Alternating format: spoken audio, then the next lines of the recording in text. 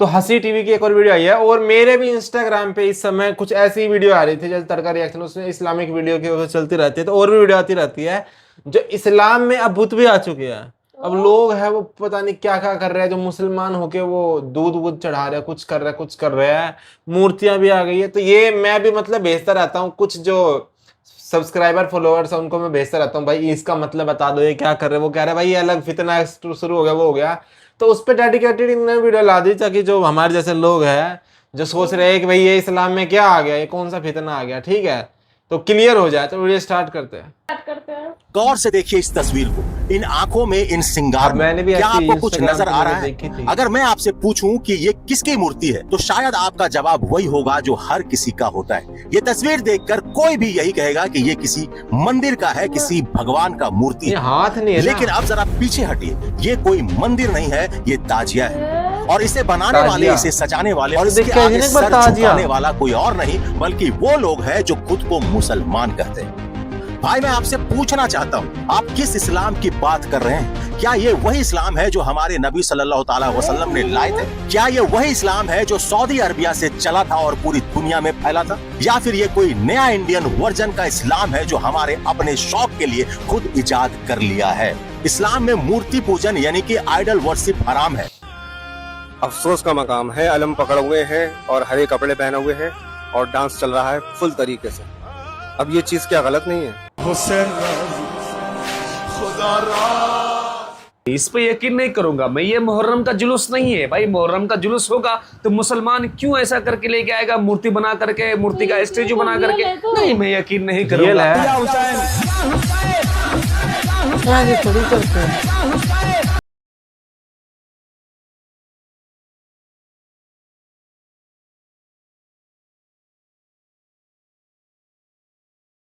तरीके से रिप्रेजेंट कर रहे हो इस्लाम को। इसी तरीके से जो है इमाम हुसैन ने जंग लड़ी थी, इसी तरीके से जो है जीत हासिल करी थी। जिस तरीके से तुम ये तेंदुआ बने घूम रहे हो, कुछ तो शर्म कर लो। अभी और आगे जाएंगे।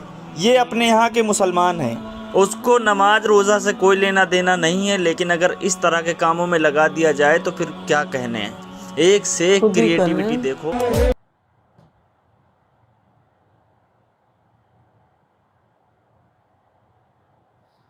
मेरा बंद हो चुका है, आवाज म्यूट है, वो कॉपीराइट आ गया होगा ना। कोई नहीं, हमने नहीं करा, ये वो वीडियो में ही है। बताओ कैसे पूजा कर रहे हैं। बिल्कुल हमारे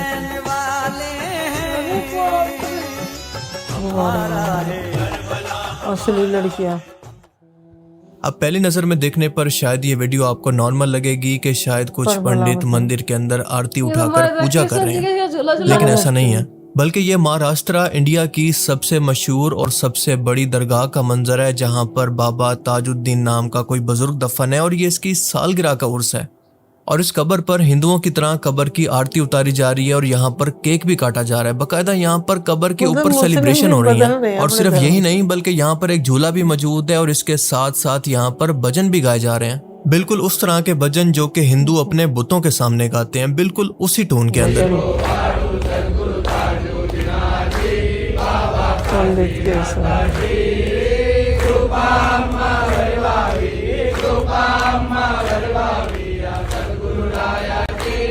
अरे ये मुस्लिम ही है।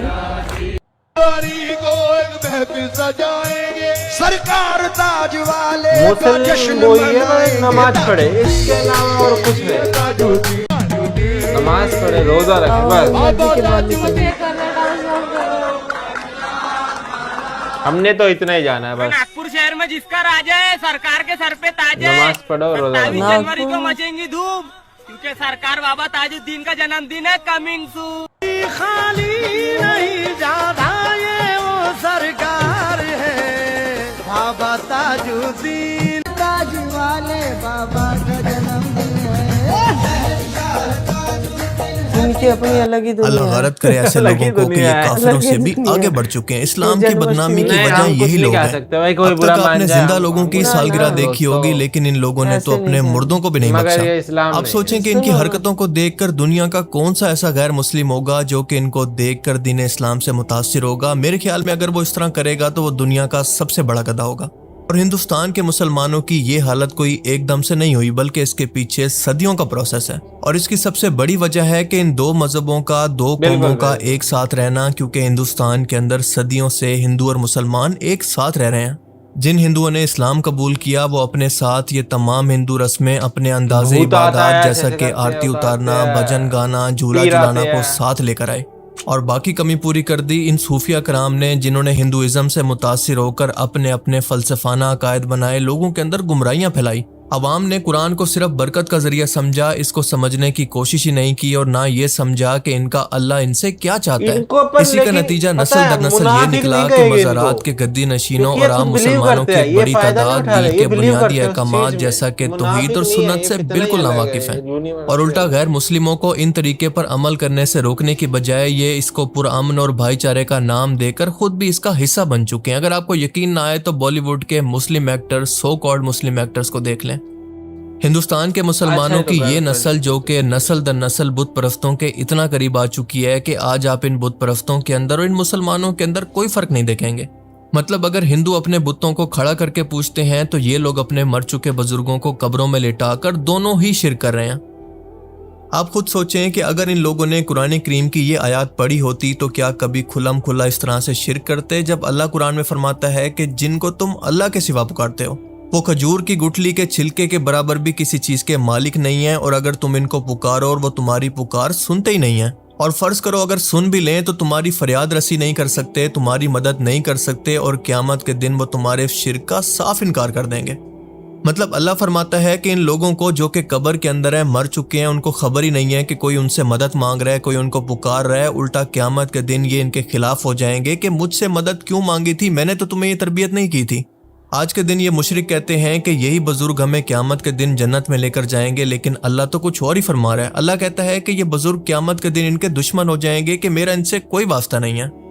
सूरह अल अराफ आयत 194 के अंदर अल्लाह फरमाता है कि बेशक जिन्हें तुम अल्लाह के सिवा पुकारते हो वो भी तुम्हारी तरह के बंदे ही हैं। मतलब तुम इनको बख्शिश का जरिया या फिर नाउजुबिल्लाह खुदा ही बनाकर बैठे हो। और ये मुशरिक ये सब कुछ इस कब्र वाले की अकीदत के तौर पर कर रहे होते हैं जो कि खुद मनो मट्टी के नीचे दफन है, जिसको खुद नहीं पता कि क़यामत के दिन इसके साथ क्या मामला होगा, मेरी बख्शिश भी हो सकती है कि नहीं। अब देखें, मैं यहाँ पर किसी की जन्नत और जहन्नुम का फैसला नहीं कर रहा क्योंकि वो अल्लाह की ज़ात बेहतर जानती है, लेकिन इस शख्स के हुलिये को देखकर बताएं कि क्या ये आपको वाकई अल्लाह का वली लगता भी है। लेकिन ये क्योंकि गुमराही और शिर्क के अड्डे बहुत ही प्रॉफिटेबल बिजनेस बन चुके हैं और ये बिजनेस सबसे ज्यादा उन जगहों पर चलता है जहां पर जहालत हो, इसलिए इंडिया के मुसलमानों के अंदर सबसे ज्यादा जहालत होने की वजह से आज ये दरबारों का बिजनेस वहां पर सबसे ज्यादा अरूज पर है और सबसे ज्यादा प्रॉफिट देने वाला है, सिर्फ और सिर्फ जहालत की वजह से। क्योंकि आप देखेंगे कि इस तरह के पीर और बुजुर्ग कभी भी आपको सऊदी अरेबिया के अंदर पैदा होते नजर नहीं आएंगे, और इन दरबारों पर आने वाले ज्यादातर लोगों को दीन के 5 बुनियादी अरकान तक का पता भी नहीं होगा। सिर्फ कब्रों पर सजदा करना, चादर चढ़ाना, फातिहा पढ़ना इनकी कुल कायनात होती है। आज हिंदुस्तान के ज्यादातर मुसलमानों की ये हालत हो चुकी है कि ये लोग भी आज पत्थर उठाकर हिंदुओं की तरह बरकत हासिल करते हैं, चिराग जलाकर आरती उतारते हैं, हिंदुओं के प्रसाद की जगह पर न्याज बांटते हैं, दोनों ही टैबू वाले करतब दिखाते हैं, होली के रंग एक दूसरे पर फेंकते हैं और इसके अलावा मन्नत के धागे बांधते हैं, जो कि हिंदू और मुस्लिम दोनों का एक ही कल्चर हो चुका है। खास तौर पर इन्हीं लोगों के बारे में अल्लाह पाक ने कुरान करीम के अंदर फरमाया कि अक्सर लोग जो कि जमीन पर आबाद हैं वो गुमराह हैं, अगर तुम इनका कहना मानोगे तो वो तुम्हें अल्लाह का रास्ता भटका देंगे, क्योंकि ये सिर्फ अपने वहम और गुमान के पीछे चलते हैं, यानी खुद साख्ता तावीलें निकाल कर शिर्क करते हैं। वली जब तक जिंदा रहता है वो तब भी मदद करता है, जब कब्र में चला जाए अल्लाह की अता से तब भी करता है, लेकिन दुनिया में रह के वो मदद थोड़ी करता है, कब्र में जाके ज्यादा करता है। वाह! आप जरा सोचें कि इन लोगों ने रसूलुल्लाह सल्लल्लाहु अलैहि वसल्लम के दीन की खातिर सालों की मेहनत और तकलीफों का सिला आपको ये दिया है कि मक्का के मुशरिकों से भी 2 हाथ आगे निकल गए हैं। आप सल्लल्लाहु अलैहि वसल्लम ने फरमाया था कि तुमसे पहली उम्मतों के लोग अपने अंबिया और नेक लोगों की कब्रों को मस्जिदें यानी इबादत गाहें या फिर सजदे की जगह बना लेते थे। खबरदार, तुम कब्रों को कभी भी सजदा गाह ना बनाना, मैं तुम्हें इससे मना करता हूँ। लेकिन इसके बावजूद भी उम्मत ने इसका बिल्कुल उलट करना शुरू कर दिया। फिर आपने फरमाया कि जिसने जिस कौम की मुशाबित इख्तियार की वो इन्हीं लोगों में से है, यानी क़यामत के दिन इन लोगों को इन्हीं बुत परस्तों के साथ उठाया जाएगा, क्योंकि अल्लाह खुद फरमाता है कि अगर अल्लाह चाहेगा तो हर गुनाह को माफ कर देगा सिवाय शिर्क के। पर आज ये लोग शिर्क के अंदर इस हद तक आगे निकल चुके हैं कि इन लोगों ने अपने मज़ारों के दरवाज़ों को भी जन्नत के दरवाजे बना दिया है, जहाँ से गुजरते हुए ये फरिश्ते इनको धक्के और जूते मार रहे हैं, जो कि ये डिज़र्व भी करते हैं। अब ज़रा ये वीडियो देखें कि ये कोई हिंदुओं का ताज़िया या फिर जलूस नहीं है, और ना ही ये कोई हिंदुओं की नई देवी है, बल्कि मुहर्रम के दिनों के अंदर निकाला गया मुरादाबाद इंडिया का ताज़ा जलूस है। और ये शक्लें अहले बैत के घर वालों की बनाई गई हैं, मतलब घर वालों की औरतों की। यानी अल्लाह की लानत तो ऐसे लोगों पर जिन्होंने ना सिर्फ करबला बल्कि इमाम हुसैन की कुर्बानी को ज़ाया कर दिया है, बल्कि तमाशा और मजाक बना दिया है। आप सर्वे करके देख लें कि इनमें से किसी एक शख्स को भी पता नहीं होगा कि करबला क्यों हुई थी, इसका मैसेज क्या था, इसका मकसद क्या था, इसकी हिस्ट्री क्या थी। करबला तो आप बहुत खुद बड़ी बात बताएं है। कि अगर दो इन लोगों को सहाबियों के पता नाम नहीं होता पता तो होगा इनकी इनको। बहन दो बेटियां सहाबियों के मुहर्रम के दिनों के अंदर 10 मुहर्रम को ये नाच गाना कर रही होती। जी हाँ, बिल्कुल इमाम हुसैन की शहादत के दिन 10 मुहर्रम के दिन जुलूस के बाद ये लड़कियां नाच गाना कर रही हैं, बाकायदा नाच रही हैं। अल्लाह अकबर। और इससे भी बड़ा जुल्म ये है कि ये खुद को ये सब करने के बाद भी हुसैनी कहते हैं। अब मुझे पता है कि कमेंट सेक्शन के अंदर बहुत सारे लोग मुझे वहाबियत का फतवा देने के लिए आ जाएंगे, क्योंकि ये नॉर्मली मेरे साथ होता ही रहता है कि जब भी कोई शख्स हक की बात करे, कोई भी चाहे करे, और दीन के नाम पर होने वाले इन खेल तमाशों पर सवाल करे कि ये कौन सा दीन है, ये कौन सा इस्लाम है, तो उसको लाजमी ये वहाबियत का फतवा जरूर मिलता है। असल में तो सवाल इन लोगों से होना चाहिए जिन्होंने दीन को खेल और तमाशा बना दिया है, जैसा कि अल्लाह पाक ने कुरान करीम के अंदर फरमाया कि इन लोगों ने दीन को खेल और तमाशा बना रखा है। मतलब जरा ये देखें कि मुहर्रम के अंदर याजूज माजूज को आजाद कर दिया गया है, जो कि सरों पर लाइटें लगाकर पता नहीं कहां भागे जा रहे हैं, किसी को कुछ नहीं पता। और सबसे अफसोस की बात यह है कि ये लोग ये सब कुछ सवाब की नियत से कर रहे हैं, सवाब हासिल करने के लिए कर रहे हैं। अब जरा ये देखें कि ये मुसलमानों की एक नई देवी है, जो कि शीशे से अपने सामने मौजूद गैर महरम मर्दों को बरकत बांट रही है। और कई जगह पर तो बाकायदा इन ताजियों की मूर्तियों को अदब करके इनको पूजा जा रहा है, बिल्कुल हिंदुओं की तरह, जिनको देखकर आपको अपनी आंखों पर यकीन नहीं होगा। इस्लाम आज से 1400 साल पहले इसी जहालत, इसी गुमराही और इसी शिर्क को तो खत्म करने आया था, लेकिन इन लोगों ने जहालत के ऐसे रिकॉर्ड बना दिए हैं कि इनके लेवल तक तारीख के अंदर आज तक कोई भी नहीं पहुंच सका। आप मुझे बताएं कि खुद को मुसलमान कहकर बुत परस्ती करना इसको नहीं कहते, शिर्क इसको नहीं कहते, तो और कहते किसको हैं? अल्लाह ताला से दुआ है कि वो हमें समझने की और नेक अमल करने की तौफीक अता फरमाए। आमीन।